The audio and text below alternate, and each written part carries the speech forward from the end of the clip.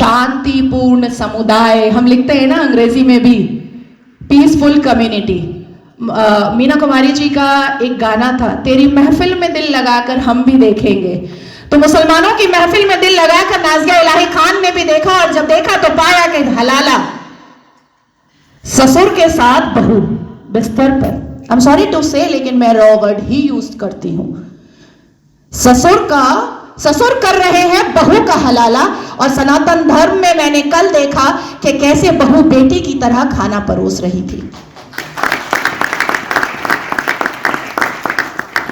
मुसलमानों की महफिल में दिल लगाकर मैंने भी देखा तो पाया पॉलीगेमी, एक मर्द और 4 सेक्स टॉय, और अनुमति तो 11 की कि 11 महिलाओं को एक बिस्तर पर लेकर के आराम से अपने सेक्सुअल डिजायर्स को पूरा करो। ना पिता कुछ बोलेगा, ना मां कुछ बोलेगी, ना परिवार कुछ बोलेगा, और ना ही इस्लाम के मानने वाले, इस्लाम के ठेकेदार कुछ बोलेंगे। इस महफिल में दिल लगाकर मैंने भी देखा और पाया निकाह मुत्ता, टेम्पररी सेक्सुअल मैरिज।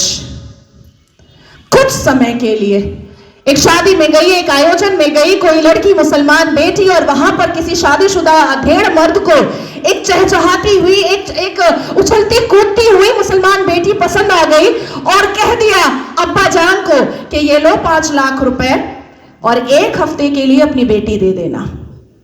कॉन्ट्रैक्ट होता है, कॉन्ट्रैक्ट। हमने रजाकार के आखिरी मुखबिर असदुद्दीन अवैसी को सुना होगा कि निकाह इज अ कॉन्ट्रैक्ट मैरिज।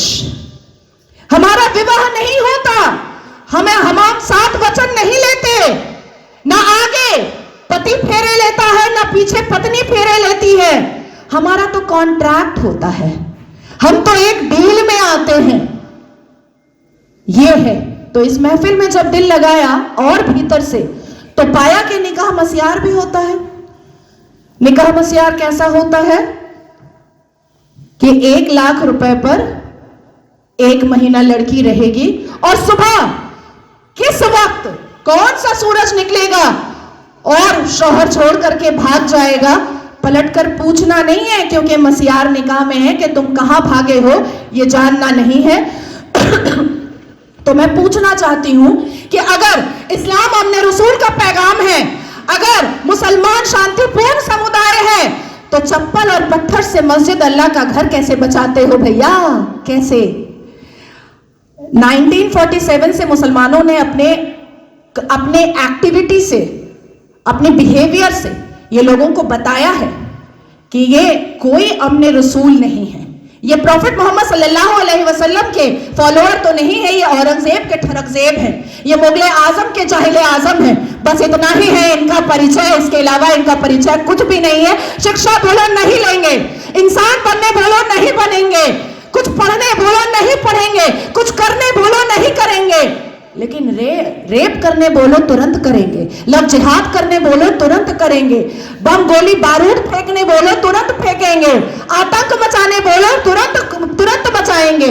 आखिर क्या है इस समुदाय में जो एक समुदाय पूरे दुनिया के सारे धर्म वालों को परेशान करके रखा है? आखिर क्या है राज?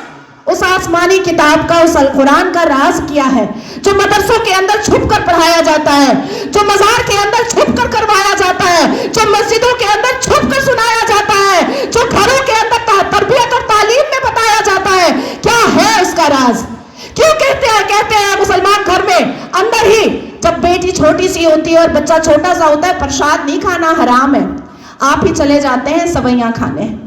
हमें बताया जाता है प्रसाद नहीं खाना हराम है, हमें बताया जाता है मंदिर के सामने खड़े नहीं होना, अल्लाह नाराज हो जाएगा, हमें बताया जाता है कि हिंदुओं के घर का पानी ना पीना, अल्लाह नाराज हो जाएगा, हमें बताया जाता है कि अपने जीवन साथी के लिए हिंदुओं को कभी मत चुनना, नहीं तो घर से, परिवार से बेदखल कर दी जाओगी। क्या है राज? उस राज को खोलना चाहिए। मैं जानती हूं कि सनातन धर्म के लोग जिस हिसाब से अपने रामायण, महाभारत, श्रीमद् भगवद गीता को पढ़ते हैं, उनके अंदर शांति होती है, उनके अंदर इंसानियत होती है, उनके अंदर माफी की तलबगारी होती है, मैं जानती हूं। लेकिन जिस गली जाना नहीं है उसका पता पूछना पड़ेगा। अपनी बेटियों को समझाना पड़ेगा कि कोई अब्दुल अच्छा नहीं है। अपनी बेटियों को बुझाना पड़ेगा कि शाहरुख खान ने गौरी खान से शादी तो की है, पर हर रेड़ी वाला, हर संतरे वाला, हर नींबू वाला, हर अचार वाला, हर पंचर वाला शाहरुख खान नहीं होता।